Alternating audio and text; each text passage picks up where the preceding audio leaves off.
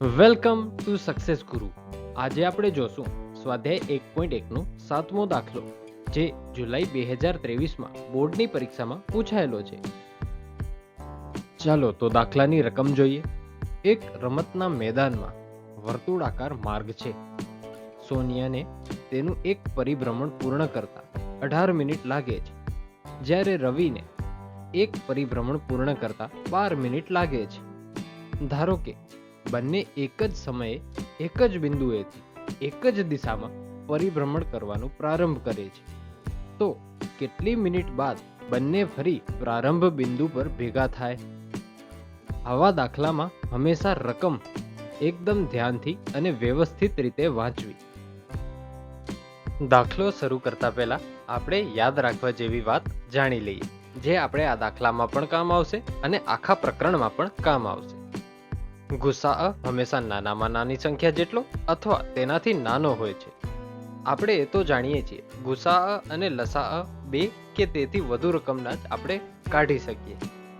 તો આપણે જે બે રકમ આપેલી હોય એમાં જે નાની રકમ હોય, કાં તો ઈ ગુસાઅ હશે અને કાં તો એનાથી નાનો ગુસાઅ હશે. દાખલા તરીકે 8 અને 10 આપણી પાસે રકમ છે, તો ગુસાઅ કાં તો 8 હશે કાં તો 8 થી નાનો હશે. કોઈ દી 8 થી મોટો નહીં હોય. તેવી જ રીતે લસાઅ હંમેશા મોટામાં મોટી સંખ્યા જેટલો હશે અથવા તેનાથી મોટો હશે. 8 અને 10 નું જ ઉદાહરણ લઈએ તો લસાઅ 10 હશે કાં 10 થી મોટો હશે, કોઈ દિવસ 10 થી નાનો નહીં હોય. હવે દાખલો શરૂ કરીએ.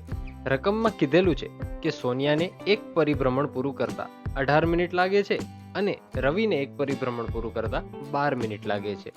હવે આપણે કેવી રીતે ખબર પડશે કે આમાં ગુસાઅ શોધવો કે લસાઅ શોધવો? હમણાં જ આપણે યાદ રાખવા જેવી વાત જોઈ, જેના નિયમ મુજબ ગુસાઅ હંમેશા નાનામાં નાની સંખ્યા અથવા તેનાથી નાનો હશે.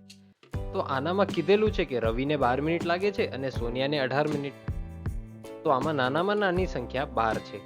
તો શું 12 મિનિટમાં રવિ અને સોનિયા બંને પ્રારંભિક બિંદુએ પહોંચી ગયા હશે? ના, રવિ તો પહોંચી ગયો હશે પણ સોનિયા નહીં પહોંચી હોય. અથવા 12 થી ઓછી મિનિટમાં રવિ અને સોનિયા બંને પહોંચી ગયા હશે પ્રારંભિક બિંદુએ?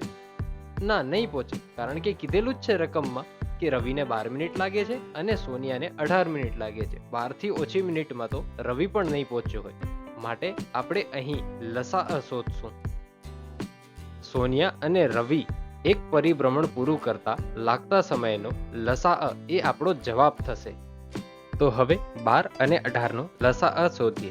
લસાઅ શોધવા માટે અવયવ પાડવા પડશે. તો સૌથી પહેલે અવયવ પાડીએ. 12 ના અવયવ પાડીએ. પહેલે ભાગ હાલશે 2 થી 2 ગુણ્યા 6. હજી પણ ભાગ હાલશે 2 થી 2 ગુણ્યા 3. 3 એ અવિભાજ્ય સંખ્યા છે, માટે ભાગ હાલશે 3 થી. 3 એકુ 3. હવે 18 ના પાડીએ. ભાગ હાલશે 2 થી 2 ગુણ્યા 9. હવે 9 2 ના પાડામાં આવે છે? ના, નથી આવતા. 3 ના પાડામાં આવે છે? હા, 3 ના પાડામાં આવે છે. તો 3 ગુણ્યા 3 થાય છે 9. 3 એ અવિભાજ્ય સંખ્યા છે, માટે 3 એકુ 3. આ આપણા 12 અને 18 ના અવયવ પડ્યા. એને વ્યવસ્થિત રીતે આપણે લખી લઈએ. તો અહીં મેં વ્યવસ્થિત રીતે લખી દીધું છે. હવે લસાઅ શોધીએ. તો લસાઅનો નિયમ છે, આપણે જે અવયવ પાડ્યા હોય એની સંખ્યા એકવાર લેવાની અને ઘાત મોટી લેવાની. તો અહીં 2 ગુણ્યા 3 પહેલે લખી નાખવાનું. પછી 2 ની કઈ ઘાત મોટી છે? તો અહીં 2 ની 2 ઘાત મોટી છે. એવી જ રીતે 3 ની પણ 2 ઘાત મોટી છે. તો આપણે લસાઅ માટે આવી રીતે લખી દેવાનું. હવે આને છૂટું પાડીએ. 2 ગુણ્યા 2 ગુણ્યા 3 ગુણ્યા 3. 2 ગુણ્યા 2 થશે 4 અને 3 ગુણ્યા 3 થાય છે 9. હવે આપણે આનો ગુણાકાર કરશું એટલે આપણે જવાબ મળી જશે. 4 ગુણ્યા 9 કરીએ એટલે આપણે મળશે 36 મિનિટ. એટલે કે 36 મિનિટ બાદ બંને ફરી પ્રારંભિક બિંદુ પર ભેગા થાય છે. Thanks for watching. આવા જ એજ્યુકેશનલ કોન્ટેન્ટ માટે સબસ્ક્રાઇબ કરો સક્સેસ ગુરુને.